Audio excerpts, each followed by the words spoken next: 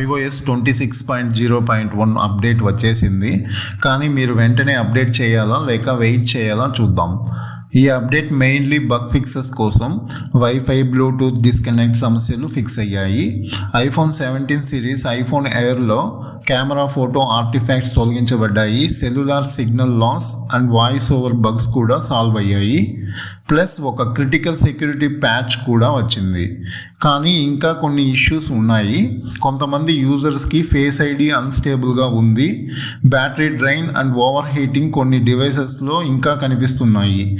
కొత్త ఫీచర్స్ ఏమీ లేవు. ఇది మెయిన్లీ బగ్ ఫిక్స్ అప్డేట్ మాత్రమే.